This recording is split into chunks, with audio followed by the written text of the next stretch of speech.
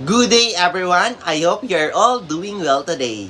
I am Kent Ayan. Along with me is Miss Crisel Joy Balansag and Miss Naomi Katamura. And we will be presenting on a fascinating topic in literary theory, which is the mythological criticism. So this critical approach allows us to explore how myths, symbols, and archetypes reflect cultural values and human psychology in literary works. Before we dive deeper into our discussion, let us start by identifying what we hope to achieve by the end of this lesson. Learning objectives. First, define mythological criticism. Second, understand the use of mythological criticism. And lastly, apply the use of mythological criticism on a literary piece. These objectives will guide us through the process of understanding how mythology influences literature and how we can interpret literary works through this lens. And now, to help us understand the basics of mythological criticism, I will now call on Ms. Balansag to define what it is. What is mythological criticism? Mythological criticism is the combination of anthropology, psychology, history, and comparative religion. Mythological criticism explores how the imagination uses myth, symbols to different cultures and epochs. A central concept in mythological criticism is an archetype that analyzes symbol and characters to find a deeper meaning. Mythological criticism is a way of studying literature by looking at myth, symbol, and common patterns across different cultures and times to find deeper meanings, using ideas from anthropology, psychology, history, and religion. Mythological criticism focuses on how universal symbols, stories, and characters called archetypes appear in different cultures and times, helping us understand shared human experiences. It combines knowledge from anthropology, psychology, history, and religion to explore the deeper meaning behind these recurring patterns in literature and myth. Carl Jung introduced this literary criticism. Carl Jung believed that all individuals share an uncollective unconscious, which means a common truth between all humans that lies below a person's unconscious mind. Carl Jung's idea of the collective unconscious means that beneath our personal thoughts and feelings, all humans shares common ideas and symbols that have been passed down through generations. These shared ideas show up in myth, stories, and literature, helping us understand universal themes and experiences. Northrop Frye defined archetypes as a symbol, usually an image, which reoccurs often enough in literature to be recognizable as an element of one's literary experience as a whole. Northrop Frye explained that archetypes are reoccurring symbols or images in literature that are seen so often that readers recognize them as familiar patterns or themes, helping to connect different stories and experiences across various works. Mythological criticism tends to view literary works in the broader context of works sharing a similar pattern. Mythological critics view literature as a gateway to reveal human desires, fears, and expectations. Mythological criticism looks at literature by comparing it to other stories with similar patterns, seeing it as a way to understand common human desires, fears, and expectations shared across different cultures and times. They will use a text to interpret how different cultures and humans in general view themselves and their place in the world. For example, the dove means peace, a rose meaning love.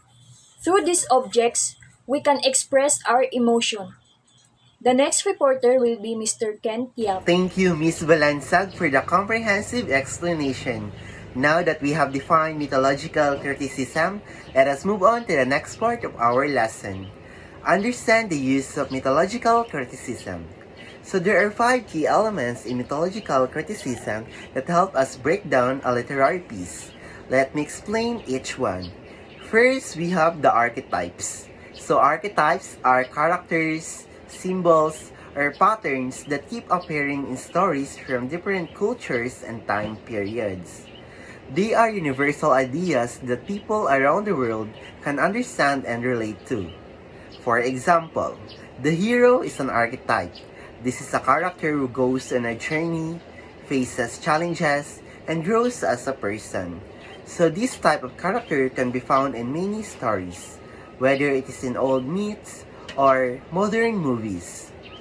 Other common archetypes include the mentor. It is a wise teacher or guide. The trickster, a character who causes mischief or plays pranks. And lastly, the shadow. It is a character who represents the darker side of the hero or of human nature. And by identifying archetypes, we can understand what kind of story is being told and what themes are being explored, like good versus evil, or finding one's true self. Second, collective unconscious. The collective unconscious is a concept created by Carl Jung. He believed that all people, no matter where they are from, share certain ideas, experiences, and symbols. We may not always be aware of these shared ideas, but they influence how we think and feel. These shared ideas are often shown in the stories we tell and the symbols we use. For example, dragons appear in many cultures' myths. Some see dragons as dangerous, while others see them as wise or powerful. Despite these differences, the idea of dragons taps into something shared among all humans. When we use mythological criticism, we look how stories use these shared symbols and ideas to connect with people on a deeper, more universal level. Third, myth and ritual.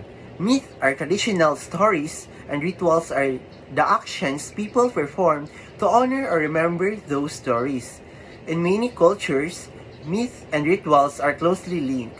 The stories explain why certain rituals are important, and the rituals help people feel connected to the beliefs behind the stories.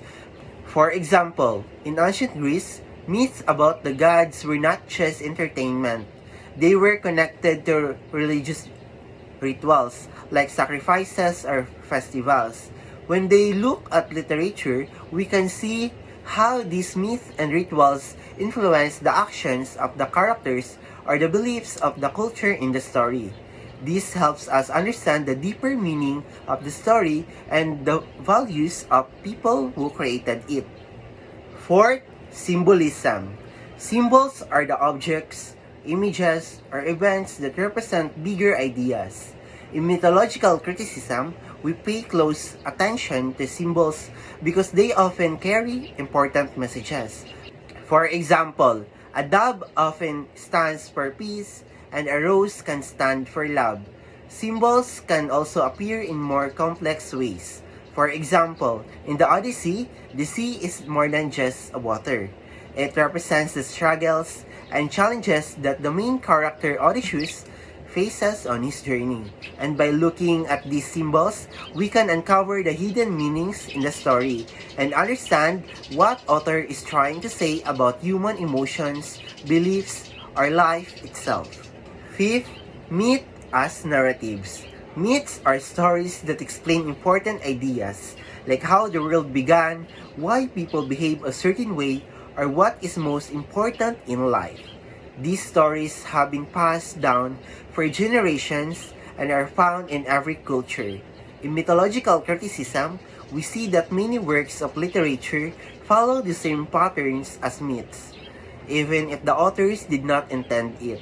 One famous pattern is the hero's journey, which describes how a hero is called to go on an adventure, faces difficult challenges, and comes back changed. This pattern can be seen in ancient myths and in modern stories like Harry Potter or The Lord of the Rings.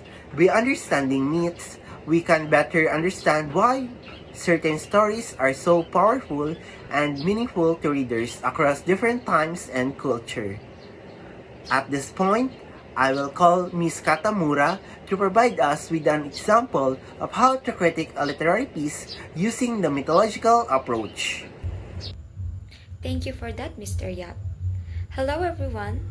So now, let's proceed to the last part of our topic, wherein we're going to discuss on how to critique a literary piece using mythological approach, considering its key elements, which are the archetypes, collective unconscious, myth and rituals, symbolism, and myth as narrative. So we have here a literary piece entitled The Odyssey by Homer.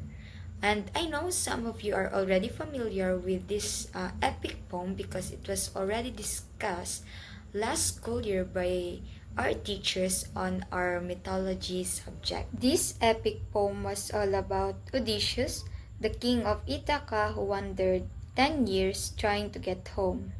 In applying mythological approach on Homer's epic poem entitled The Odyssey, the first thing we need to do after reading the literary piece is that we need to identify the archetypes. So we need to look for the characters that embody common archetypal roles, like the hero, the villain, the mentor, the trickster, the temptress, the innocent, the wise old man or woman, the faithful companion, and other types of character that are present in the literary piece. So for the Odyssey, we have Odysseus, the protagonist who embodies the quintessential hero archetype. He embarks on a perilous journey filled with trials, adventure, and self-discovery. We have Athena, the goddess of wisdom and warfare, that acts as Odysseus' divine guide and mentor. She offers him counsel, protection, and strategic assistance, embodying the archetype of the wise and benevolent mentor. We also have the figures like Circe, the enchantress who transformed men into swine, the sirens whose seductive songs lure sailors to their death, and Calypso, a beautiful and powerful woman who tempts Odysseus with her allure and offers him a life of ease and pleasure that embodies the temptress archetype. We also have the monsters that includes the Cyclops Polyphemus, the Scylla, and the Charybdis that symbolizes the obstacles on Odysseus' journey. We also have Odysseus' wife, which is Penelope, that embodies the archetype of faithful and enduring spouse.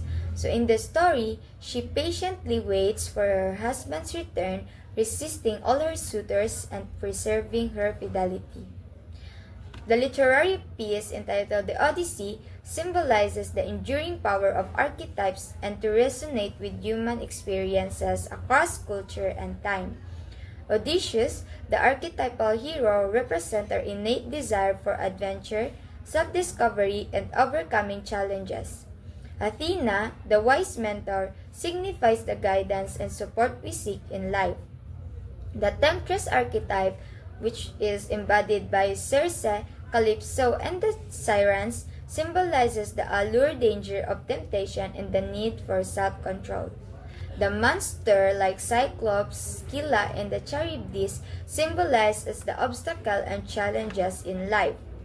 Penelope, the faithful wife, represents the enduring power of love, loyalty, and commitment.